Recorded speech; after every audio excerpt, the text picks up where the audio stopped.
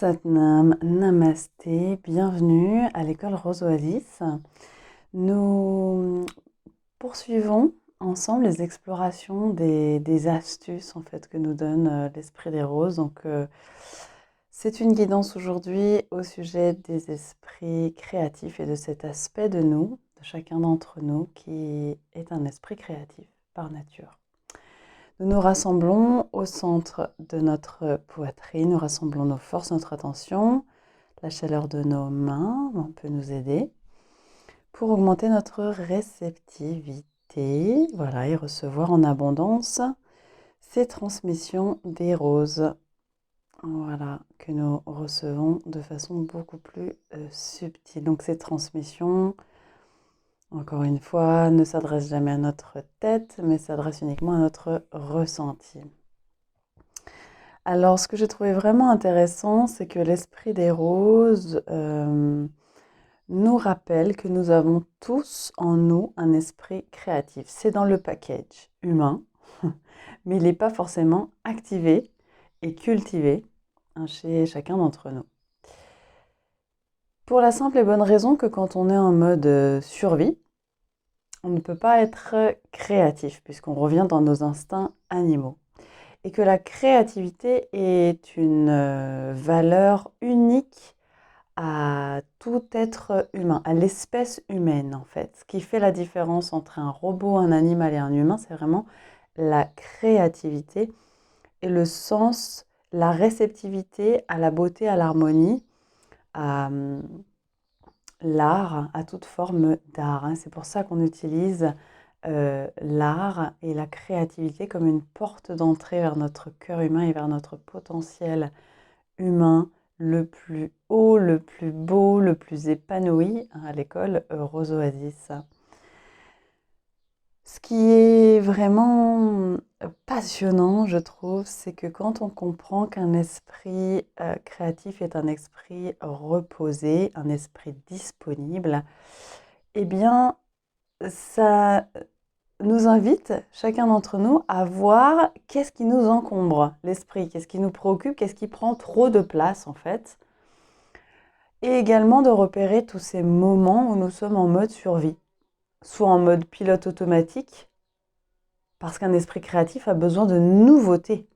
Et en fait, un esprit créatif est endormi, est en somnole, en fait, si on est constamment dans des répétitions quotidiennes qui n'ont pas vraiment de sens. Si ce sont des répétitions, bien sûr, des rituels ou une hygiène de vie où nous sommes pleinement présents à l'intérieur et qui nous structure et nous donne un repère magnifique. Au contraire, ça va éveiller notre esprit créatif.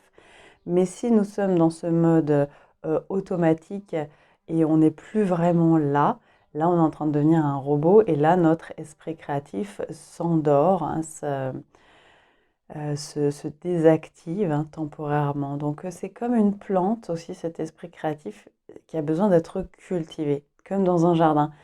On peut créer une terre fertile, mettre les graines de créativité, mais ensuite il faut les arroser et s'en occuper pour que ça se développe en fait, qu'il y en ait de plus en plus dans notre jardin intérieur.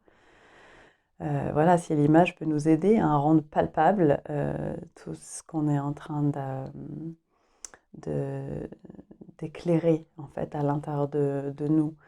Et un esprit créatif a donc besoin de changement, a besoin de nouveautés et à l'extrême, il peut y avoir certaines situations lourdes ou étouffantes dans notre vie qui font jaillir comme une éruption en fait ces besoins de notre esprit créatif si longtemps niés et non satisfaits.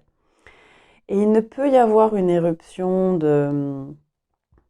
d'agacement, d'irritation, ou voire de violence ou d'agressivité que lorsque nous avons des besoins qui n'ont pas été satisfaits pendant assez longtemps pour que ça provoque une éruption. C'est passionnant, ça veut dire que l'esprit des roses nous rappelle là que si nous répondons à tous nos besoins sur les 4 plans, physique, émotionnel, mental et existentiel, il ne peut pas y avoir d'éruption de violence ou de voilà. Nous allons ressentir tous nos sentiments humains. Il peut y avoir aussi des colères qui sont justifiées ou pas, qui sont soit des réactions émotionnelles liées à notre passé, ou soit simplement un indicateur que quelque chose n'est pas juste, n'est pas en équilibre pour nous. Mais ça va pas aller dans des éruptions où vraiment du moment où notre réaction est complètement démesurée, là on sent qu'il commence à avoir une éruption. Et c'est une éruption des besoins non satisfaits à différents niveaux, mais en particulier pour cet esprit créatif que nous avons tous et qui a tellement ce désir d'être réveillé, activé, utilisé, exploré et dévoilé au monde via nos créations, hein, que ce soit juste les quelques personnes qui nous entourent ou un plus large public. Voilà, chaque chemin est absolument unique. On n'est pas tous venus créer la même chose, on n'est pas venus tous apporter la même chose, on n'est pas venus apprendre la même chose. Donc il y a aussi cette immense tolérance, un esprit créatif, il est dans son monde. On peut avoir une très grande empathie et comprendre tout ce que les autres ressentent, ou pas, hein, mais cette partie de nous qui est un esprit créatif est juste dans son univers. Et c'est un moment où quand on est avec soi-même en train d'explorer notre créativité, ça fait vraiment comme cette image du fou, du scientifique un peu fou dans son laboratoire qui a les cheveux en pétard et puis qui fait exploser des choses. En fait, c'est ce qui se passe à l'intérieur pour un esprit créatif. Ce sont des idées, c'est en ébullition en fait. Et certains d'entre nous, dont l'esprit créatif prend vraiment une très grande part de notre existence, voire de notre quotidien, ça peut être parfois difficile même à canaliser, parce qu'il y en a pour qui le challenge c'est d'activer cet esprit créatif, il y en a à l'extrême pour qui le challenge est de canaliser cet esprit créatif. Et cet esprit créatif, c'est vraiment du feu créateur, l'élément feu à l'intérieur de nous, avec énormément d'air. Cette légèreté, ces pensées là, fou, voilà. Et le feu et l'air qui s'embrasent, ça peut vite tout enflammer d'une façon un petit peu, on se laisse déborder.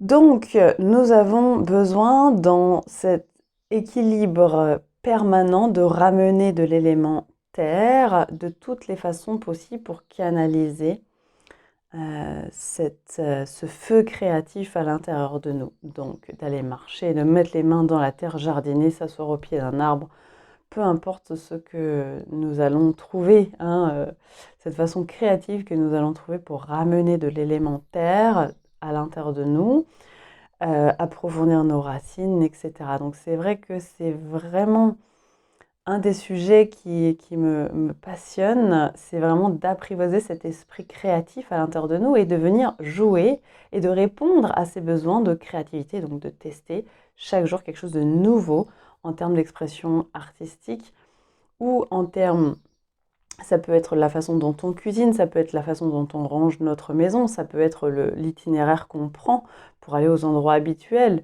ça peut être la playlist de musique qu'on écoute, qui, voilà, écouter du nouveau, chaque jour du nouveau, et ça crée comme ça ces nouvelles connexions neuronales. C'est ce qui fait que dans notre jeune âge, un enfant entouré de beaucoup de chants, de danses, de langues différentes a un esprit créatif pleinement activé dès son jeune âge. Et c'est ce qui fait également que quand on est à un âge beaucoup plus mûr, ça maintient vraiment cette multiconnexion neuronale et notre cerveau, idéalement bien branché au désir de notre cœur, assez actif, créatif et je dirais même productif, même dans ces dernières dizaines d'années de notre vie où des fois on a l'impression qu'on ne peut plus faire grand-chose, alors que c'est peut-être justement les moments où on peut être le plus créatif si on est moins sollicité à l'extérieur et qu'on a cette opportunité de répondre à nos besoins et d'avoir un esprit relaxé et assez disponible pour cette créativité. Et donc il y a plusieurs étapes, c'est tout un processus. Et à l'école Rose Oasis, on se fait un plaisir et un bonheur de faciliter ce développement de l'esprit créatif en nous et pour pouvoir que chacun d'entre nous, en fait, ait la chance et l'opportunité de recevoir tous les trésors, tous les cadeaux qui sont ensuite derrière cet esprit créatif en mouvement, parce qu'il y a des tas de solutions créatives auxquelles on n'aurait même pas pu penser qui s'installent euh, naturellement et de façon de plus en plus fluide dans notre existence humaine au quotidien, grâce à cet esprit créatif qui a été cultivé et qui, du coup, on en profite sur tous les domaines de notre vie. Donc vraiment une grande invitation de l'Esprit des Roses à explorer cet esprit créatif qui est à l'intérieur de nous. Où est-ce qu'on en est avec ça? Voilà, d'observer, toujours avec beaucoup de tendresse, de gentillesse, avec soi-même, une très grande tolérance et juste on fait au mieux. En tout cas, il y a énormément à explorer et c'est absolument passionnant. Donc voilà, explorons nos cœurs créatifs, parce que l'esprit créatif branché au cœur, voilà, c'est là que la magie opère.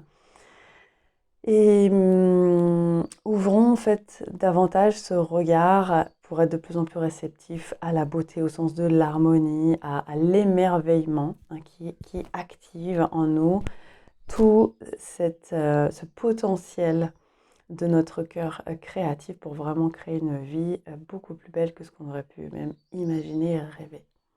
C'est tout ce que je nous souhaite. Voilà, à très bientôt à l'école Rose Oasis pour s'entraîner à être des humains doux, créatifs et puissants d'amour. Satnam, Namasté.